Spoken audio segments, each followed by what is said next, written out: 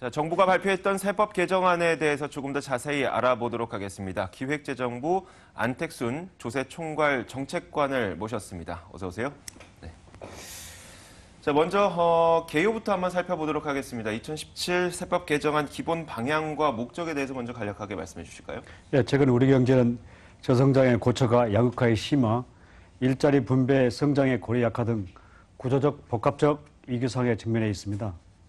금년도 세법 개정은 저성장 양극화 극복을 위한 일자리 창출, 소득 재분배, 개선과 재정의 적극적 역할을 뒷받침하기 위한 세입기반 확충에 중점을 두어 추진하고 있습니다. 먼저 일자리 관련해서 말씀드리면 일자리를 늘리는 기업에 실질적인 지원이 되도록 현행 조세 지원 제도를 일자리 중심으로 전면 개편합니다. 일자리 창출을 위해서 이 고용증대 세제를 종제하고 일자리 질을 높이기 위해서 중소기업 임금 증가에 대한 세제 지원을 확대하고 정규직 전환에 대한 세액 공제도 확대합니다.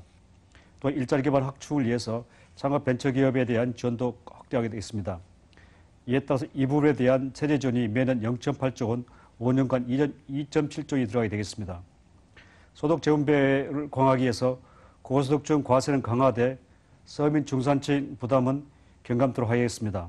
고소득층 세부담 늘리기 위해서 소득세 최고세를 조정하고 대기업 주식 양도세 과세를 강화하게 되었습니다. 서민 중산층을 위해서 근로장려세나 월세세 공제를 인상하고 성실 자영업자에게 의료비 교육비 세용자를 확대하는 내용이 되겠습니다. 세입기반 확충을 위해서 일부 대기업을 중심으로서 법인세를 환원하고 대기업 비과세 감면을 정비하는 내용입니다.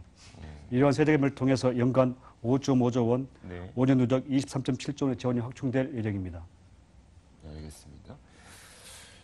지금 말씀하셨던 건 이제 세법 개정안의 이제 전체 개요를 총괄해서 말씀을 해주셨는데 진짜 궁금한 거는 이제 이 부분부터겠죠. 소득세와 법인세율의 최고세율을 인상하겠다는 안이 포함이 되어 있어요. 사실 뭐 국민들마다 생각이 좀 다르기 때문에 여기에 대한 정부의 입장도 좀 궁금한 측면이 있는데 뭐냐면 바로 이겁니다.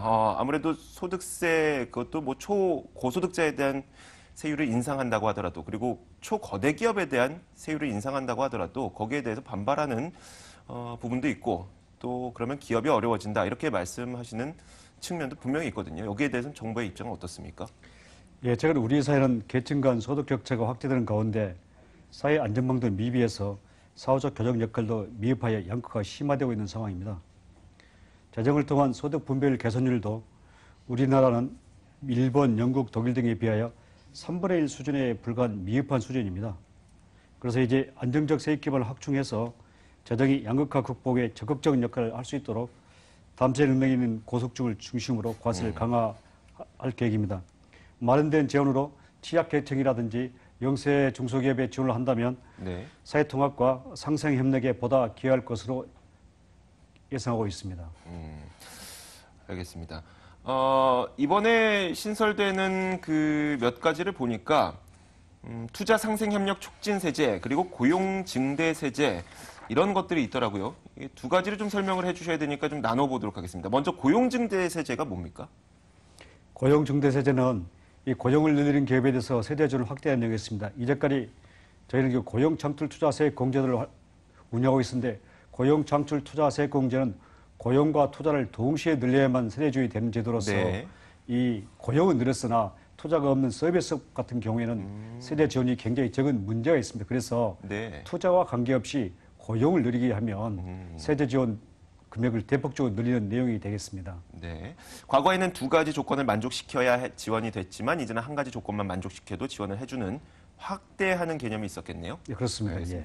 자, 이어서 두 번째는 바로 이겁니다. 그 투자 상생 협력 촉진 세제라고 부르는 항목도 좀 신설이 됐는데 보니까 기업소득 환류세제의 일몰 종료라는 그 내용과 같이 나왔더라고요. 무슨 내용입니까, 이게?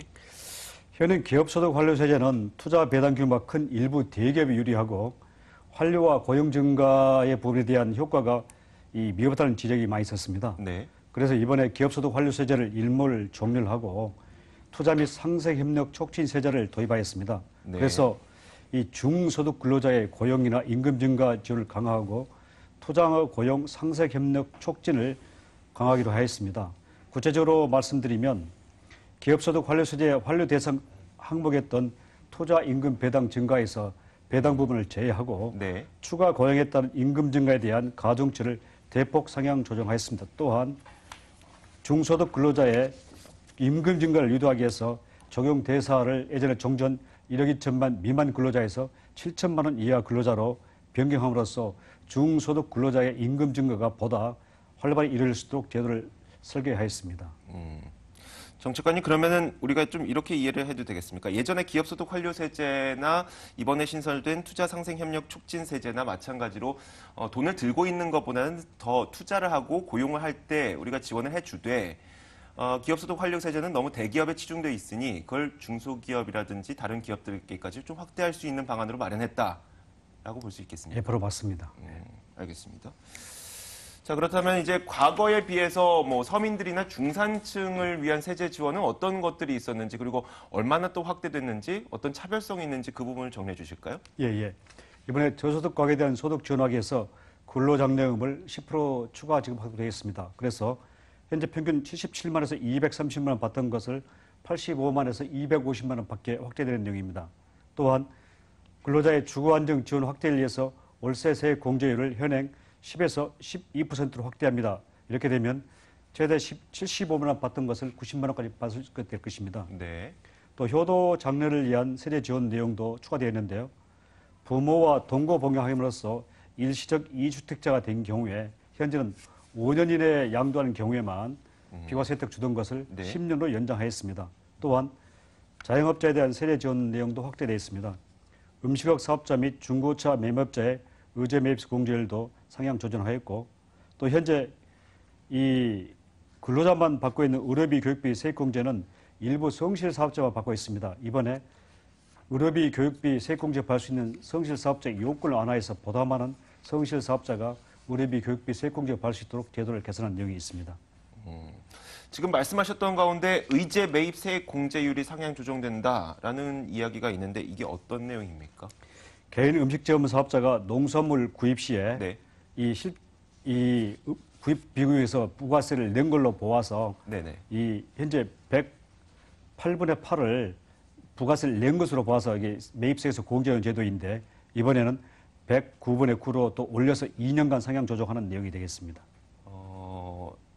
잘 안 와닿는데, 그러니까 음식점을 하시는 분들이 필수적으로 필요한 그런 음식 재료들이 있으니 그것을 구입했을 때는 거기서 세제 지원을 해주고 그 세제 지원을 좀 확대해주겠다는 의미인가요? 예, 그렇습니다. 예. 알겠습니다. 마지막으로 한 가지만 더 여쭤보고 마무리 보내드리도록 하겠습니다. 최근에 일부 야당에서 담배세 인하에 대한 이야기를 좀 들고 나오지 않았습니까? 여기에 대한 정부의 입장을 좀 듣고 싶은데요. 예, 담배세 인하 주장이 일부에 나오고 있는데요. 그 부분은 현재 이 전반적인 상황을 볼 때 좀 네. 이게 이 문제가 있는 주장이 아닌가 하는 생각이 듭니다. 네. 현재 정책 일관성 측면이라든지 금융 효과라든지 국민의 건강 등 이 다양한 측면을 봐야 되는데 현재 이 우리가 2015년에 담배값을 인상했지만 담배값 인상한 후에도 네. 현재 우리나라 담배값은 이 다른 나라에 비해서 높은 수준이 아니고 네. 흡연율도 상당히 이게 높은 수준입니다. 근데 담배에 대한 세금을 낮추게 되면 이 담배 소비가 증가될 소지가 있고 그렇게 네. 되면 흡연율도 증가 등해서 많은 국민의 건강을 해칠 수도 있기 때문에 이런 부분은 굉장히 신중하게 검토해야 할 부분이 아닌가 하는. 네, 알겠습니다. 저희가 좀 민감한 부분까지도 여쭤보게 됐는데, 자, 오늘 도움 말씀 고맙습니다. 기획재정부 안택순 조세 총괄 정책관이었습니다. 오늘 말씀 감사합니다. 네, 감사합니다.